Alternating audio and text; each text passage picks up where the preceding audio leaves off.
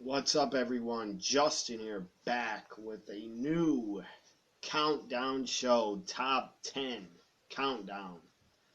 My top 10 best face turns, best baby face turns in wrestling. There's been a lot of them. A lot of really good ones, and some that I'm sure I did not put on the top 10 that were probably really good, but I couldn't think of them. So here we go, number 10. I was never a fan of this guy. Not even as a kid. But anyways. Well, I don't know if I should. I might have been a little bit of a fan of his in 93 when he turned babyface, but so what? Kids are young and dumb, and I guess I was dumb as a kid for liking my number 10. Who's involved in it? Number 10. Best. Again, this is my top 10 best face turns. They were heels, and they went and turned to babyface. Number 10, Lex Luger body slamming Yokozuna, July 4th, 1993. I think in New York State. In the state of New York on the USS Intrepid ship. It was awesome. It was a big event. It's actually on the network. I think it's still on the network. As I drop my top 10 paper. So I think it's still on the network. The Body Slam Challenge. It's like a 3-hour event. It's kind of funny to watch. You had a whole bunch of NFL players, hockey players try to body slam Yoko. Of course, he basically no-sold all of them and wouldn't let them lift him. So, anyways, it was a fun event. Lex Luger comes out of a helicopter with an American shirt flag, or an American flag shirt on, takes it off, staring at Yokozuna, then he body slams him. The crowd popped on the ship. It was a great moment. It was memorable. It was a memorable face turn. Sadly, and for Lex, it didn't go anywhere. The guy didn't win the world title. I guess he got a major push with the Lex Express tour bus thing. He went around the country, I guess, doing autograph signings, and he did. I think that's in the. I think they even put that on the network. Lex Express tour bus tour. They actually have that on the network, I think. So, anyways, the babyface run failed. It was not good because he never became world champ, and he shouldn't have. He was not good enough to be world champion. Maybe in WCW, but not for WWF. Not at the time. They had Bret Hart. They had Bob Backlund. He was a better champion than Lex. Shawn Michaels, Diesel. So anyways, number 10, best face turn. Number 10, Lex Luger body slamming Yokozuna, July 4th, 93. Number 9. This is a face turn, but it didn't really go anywhere, but because I don't think he ever came on TV to explain why he did it, but to me it was still a face turn. Dusty Rhodes was in the NWO. It was an episode of Nitro right after Starrcade, I believe. Might have been the day after Starrcade Nitro. Dusty Rhodes was a referee. So Flair and Bischoff had a match on Nitro after Starrcade. If Ric Flair won, he'd become the president of WCW, and Bischoff, I believe, got his head shaved. So Dusty's a ref, or he just interfered. I think he was a ref put in there by Bischoff. He had an NWO shirt on. He was a member of the NWO. And that was just weird. Dusty Rhodes and the NWO did not work, did not fit, because I always saw Dusty as a babyface for life. But he was in there with Scott Hall, and I believe he was like Scott Hall's manager for a while, or he'd come out with him.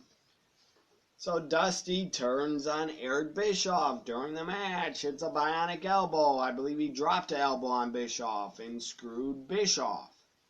That was awesome. It was a good face turn. Dusty turns off face because he's in NWO. Basically turned on Bischoff. So in my opinion, he went and turned off babyface. Number 8.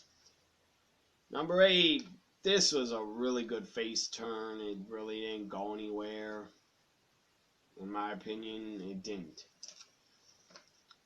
Got a huge fucking pop, huge fucking reaction for going babyface.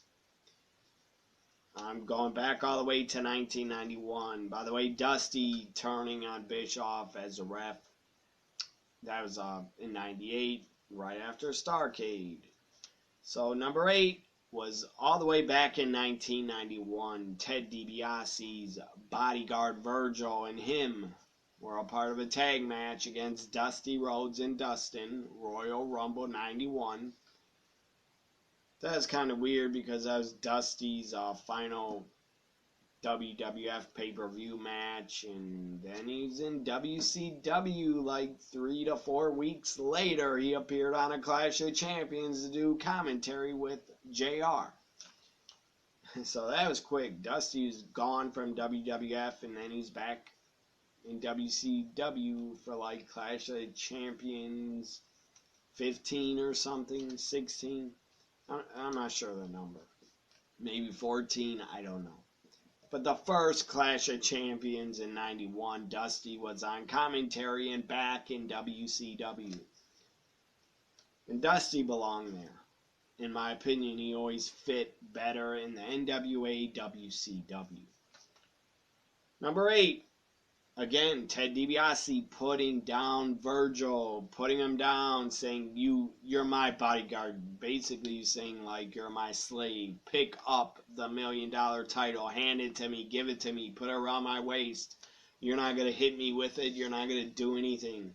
Pick it up and do your job. So Virgil picked it up. He looked angry as hell, like he wanted to hit Ted. I didn't think he was going to hit him. But then he hit him with the $1 million title. The crowd popped. It was an awesome moment. It was a great face turn. Sadly, it went nowhere. And Virgil, the guy wasn't good enough anyways to get like an Intercontinental title run or anything like that. He might have been a $1 million champion at one point. I don't remember. And I don't care. That was the best moment. That was the biggest thing Virgil ever did in wrestling, was turning on Ted DiBiase and getting a huge pop. That's the only pop he ever had. He never got a pop again that big. Never. Never was over that much as he was at Royal Rumble 91 after he hit Ted DiBiase. So that was a great face turn. Virgil turned babyface on Ted DiBiase. It was just the perfect time to do it, the perfect moment. It was great because Virgil was a heel with Ted DiBiase for like years and years, since 87. Then he didn't turn on him till 91, so it was great timing. And a very long build for turning Virgil babyface. I don't think they ever planned it until probably like 1990 or 91. Number 7, Shawn Michaels turns babyface after WrestleMania 11 when on Raw, Psycho Sid was Shawn Michaels' bodyguard after Diesel became babyface. That could be another good face turn. I'll mention Diesel turn face After Shawn Michaels super kicked him at Survivor Series 94, Diesel turned face and then won the WWF title from Bob Backlund in like 8 seconds, 9 seconds at MSG in like December 94. I don't know the date, but it was December 94. So that's crazy. Diesel turned. By the way, Diesel's face turn did not make the top 10. I'm just mentioning it. He turned face at Survivor Series, and like a couple weeks later, or days later, he won the WWF title. Crazy. The 90s were fucking crazy in wrestling. So, number 7, Shawn Michaels turns babyface after Psycho Sid attacked him on Raw, beat him up, and powerbombed him. Then after that, HBK was a face. And my God, Shawn Michaels was fucking over big time in 95 after he turned face. He was one of the biggest faces WWF had at the time.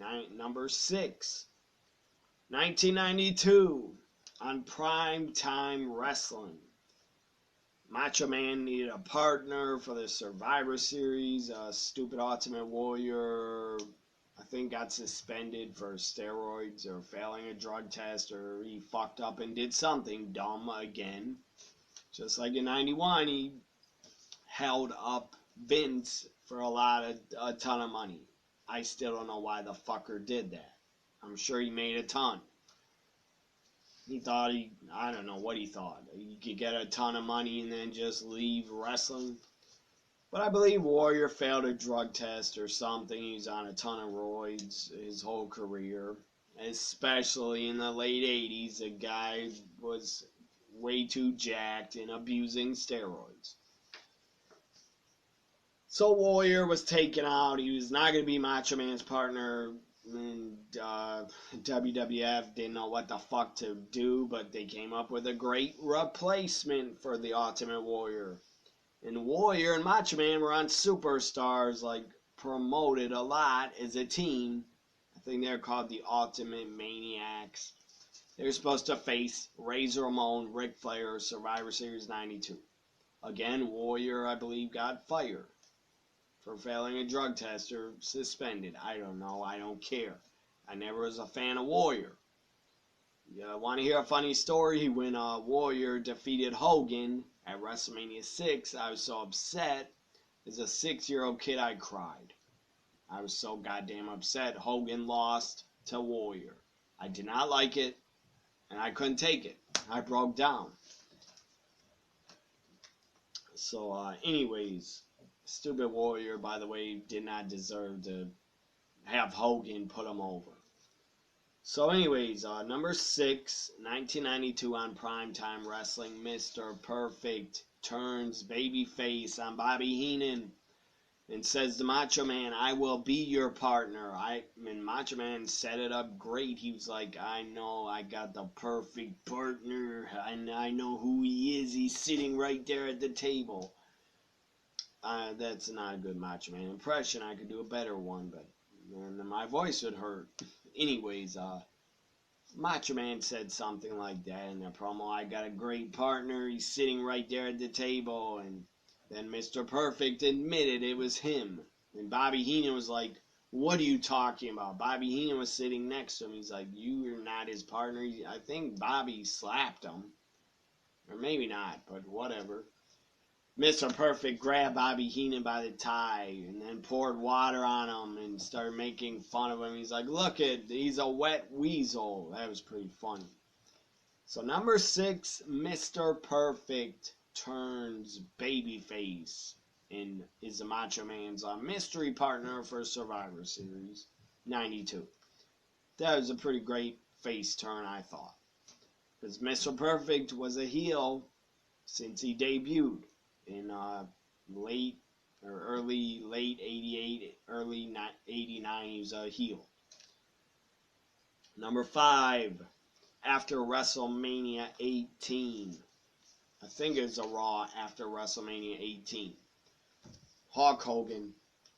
He's Hollywood. even though he got a great babyface reaction at WrestleMania 18, Hogan comes out on Raw. I believe he's from Montreal, Quebec, Canada. Hogan gets a monster reaction, monster babyface reaction. The crowd is just chanting for him. They won't stop cheering for Hogan. They would not sit down and stop. I think they're even chanting like, "Thank you, Hogan," or something. I don't remember the chants, really. But I know they're chanting, "Hogan, Hogan." Canada, for some reason, I mean, Hogan was over everywhere as a face, especially in the 80s, but for some reason, Canada, Toronto, Montreal fucking loves Hogan. They loved him. I don't know if they still do, but they loved him at the time in 2002. So after WrestleMania 18, Hogan gets a monster babyface reaction, and I believe during this same Raw, The Rock came out, stood side by side with Hogan, said he'd team up with them against the Outsiders. The Outsiders were pissed. Hall and Nash were pissed. Hogan was turning on him. He has the NWO shirt on. He rips the NWO shirt apart and joins The Rock to team up with them. So right there, he turned babyface.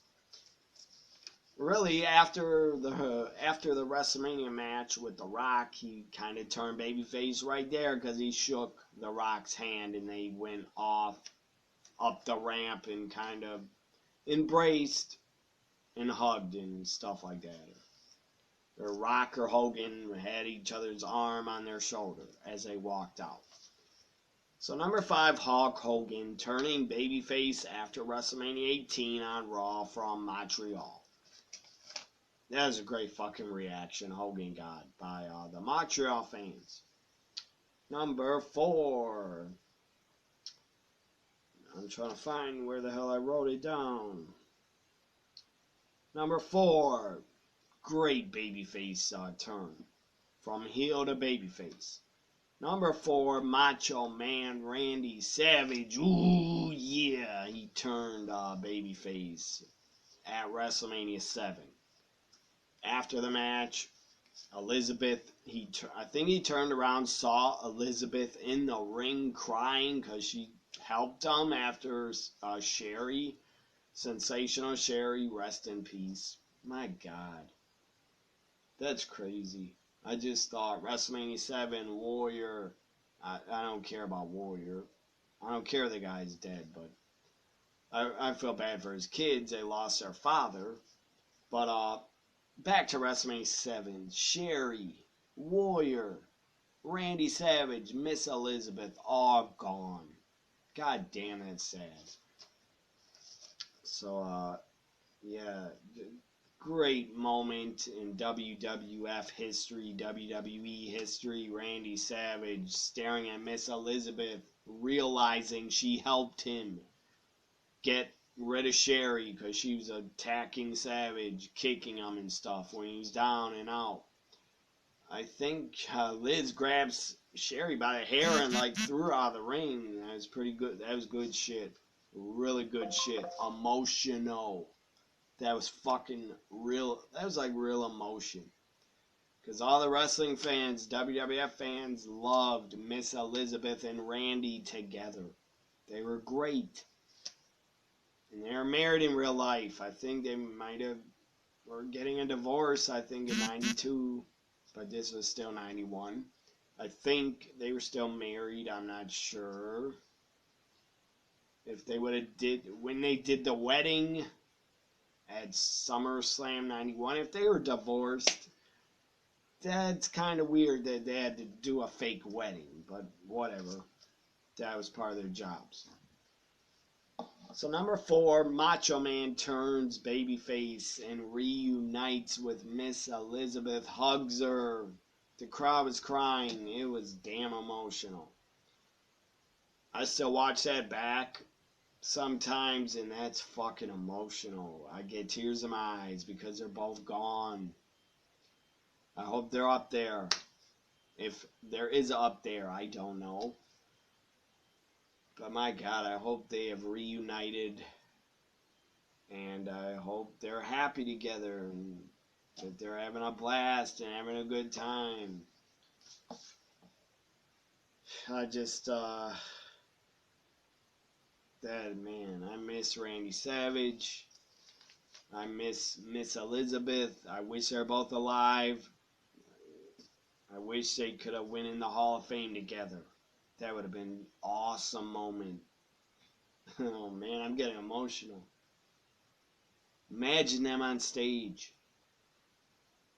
at the Hall of Fame in like whatever 2016, 17, whenever Randy went in. Imagine if Elizabeth was alive and agreed to be inducted with Randy.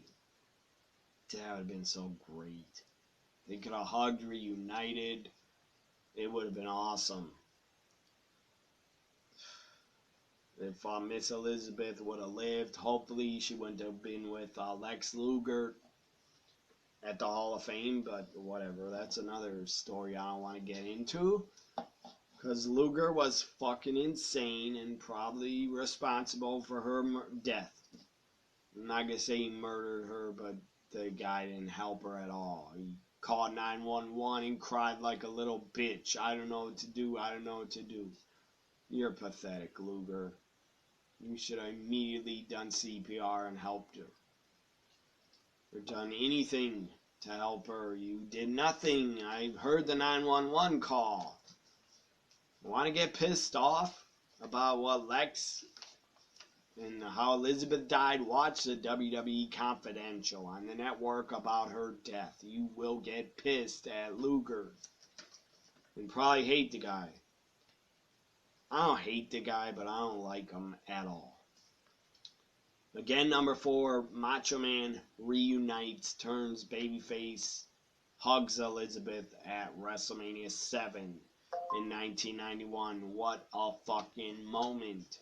One of the best of all time in wrestling.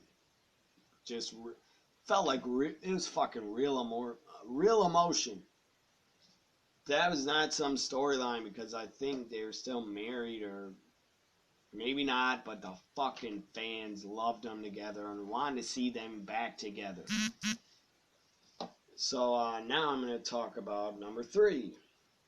And by the way, after WrestleMania 7, they had the match Made in Heaven at SummerSlam 91 where they got married. Which, they were probably already married. I know it. They were already married before 91. If you didn't know, they got married well before he went to WWF in the 80s. So number 3, really good face turn. Batista turns on Triple H in Evolution. I don't know if Evolution was even around, but he turned on Triple H and Ric Flair. Batista turns on Triple H. In 2005, episode of Raw, he picked what he get. Did he want a SmackDown WWE title shot or a Raw World Heavyweight title shot? I believe he broke the contract in half for the Raw title shot, or for the SmackDown title shot.